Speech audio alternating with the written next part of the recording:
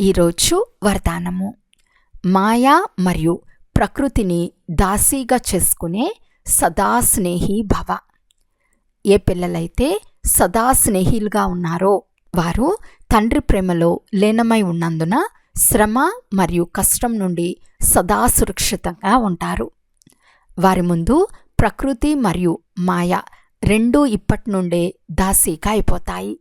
అనగా సదా స్నేహి ఆత్మ యజమానిగా అయిపోతుంది.